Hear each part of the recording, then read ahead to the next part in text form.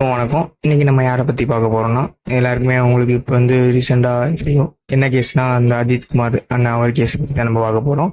அதாவது நம்ம அந்த லெஃப்ட் சைடு பார்க்கறவங்க தான் வனிதான்றவங்க. நம்ம அந்த ரைட் சைடு பார்க்கறது வந்து நம்ம அஜித் குமார். அதாவது இவர் வந்து அஜித் என்பவர் நம்ம சிவகங்கை கோயிலில் உள்ள திருப்பணம் மடப்புறம் கோயிலில் வந்து காவலராக பணியாற்றுறாரு. இவர் வந்து என்ன ஆச்சுன்னு பார்த்தீங்கன்னா, ஜூன் 27 அன்னைக்கு ஒரு 3 பேர் வந்திருக்காங்க சாமி கும்பிட்றதுக்காண்டி. அதில் வந்து சாமி கும்பிட வந்திருக்காங்க. காரை வந்து இவர்கிட்ட பார்க் பண்ண சொல்லி கொடுத்துருக்காங்க. அதனால் இவருக்கு வந்து கார் வந்து டிரைவ் பண்ண தெரியாது. அதனால் இவர் நண்பரை வச்சு இவர் பார்க் பண்ணிடுறேன்னு சொல்லி கீயை வாங்கியிருக்காரு. அதுக்கப்புறம் வந்து அந்த இவங்க சாமி கும்பிட்டு ஒரு 1 ஹவர் கழிச்சு வந்து பார்த்துருக்காங்க. காரில் உள்ள நகையும் 10 சவரன் நகையும் கொஞ்சம் பணமும் காமிச்சிங்கன்னு அப்படின்னு கேஸ் கொடுத்துருக்காங்க. அது கேஸ் எப்படின்னா எஃப்ஐஆர் கொடுக்காம வாய்ஸ் சொல் மூலமாக கேஸ் கொடுத்துருக்காங்க. கேஸ் கொடுத்ததுனால ஒரு ஒரு தனிப்படை அமைச்சு இவர் அஜித்குமார் என்றவர் வந்து கூட்டு போயிட்டு விசாரிச்சிருக்காங்க. விசாரணை என்ற பேர்ல எவ்வளவு கொடுமை பண்ண முடியுமோ அவ்வளோ டார்ச்சர் பண்ணியிருக்காங்க. மிளகாப்பொடி போடுறது, கண்ணில் மிளகாப்பொடி போடுறது, அடிச்சு துன்புறுத்தி நிறையா பண்ணியிருக்காங்க. ஒரு வழி தாங்க முடியாமல் அந்த கோயிலுக்கே கொண்டு போங்க, நான் நகையை எடுத்துறேன்ற மாதிரி சொன்னால் அங்கே உள்ளவங்க யாராவது காப்பாற்றுவாங்க அந்த மாதிரி செஞ்சு நான் தான் எடுத்தேன்ற மாதிரி சொல்லியிருக்காங்க.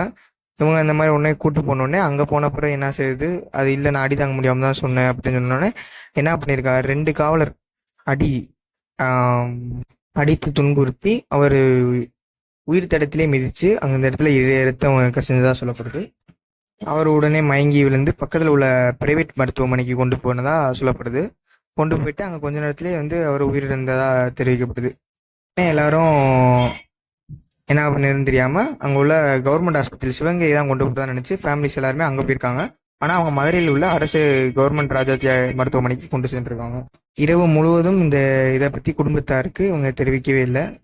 காலையில் தான் சொல்லியிருக்காங்க இந்த மாதிரி இறந்து விட்டதாக, அது வலிப்பு வந்து இறந்து விட்டதாக அப்படி இப்படின்னு நாடகம் ஆயிட்டு கொண்டிருக்கிறார்கள் யாரு, காவலர்கள். இன்னும் இந்த கேஸை எப்படியெல்லாம் திசை திருப்புமாக அப்படியெல்லாம் திசை திருப்பி இந்த கேஸை மூடி விடலாம் என்று எண்ணியை கொண்டிருக்கிறார்கள். 2011 16 லட்சம் பண மோசடி வழக்கு இருக்கிறதா சொல்லப்படுது. 2011 ஒருத்தவங்களுக்கு வேலை வாங்கி தருவதாக கூறி 16 லட்சம் மோசடி செஞ்சதா அவங்க வனிதா என்பவங்க மேல வழக்கு பதிவு செய்யப்பட்டிருக்கு. இதெல்லாம் இப்போ நான் பேசினது எல்லாமே ஆல்ரெடி இப்போ வந்து உங்களுக்கு தெரிஞ்ச விஷயம்தான். இப்போ என்ன அப்டேட்னா, இப்போ வந்து இந்த கேஸை வந்து சிபிஐக்கு மாற்றிருக்காங்க. சிபிஐக்கு மாற்றி சிபிஐ வந்து வழக்கு பதிவு பிஎன்எஸ் செக்ஷன் 103 வழக்கு பதிவு செஞ்சுருக்காங்க. இந்த செக்ஷன் எதுக்குன்னு பார்த்தீங்கன்னா, மரண தண்டனைக்கும் அல்லது ஆயுள் தண்டனை. ஸோ அதாவது இந்த சிபிஐயா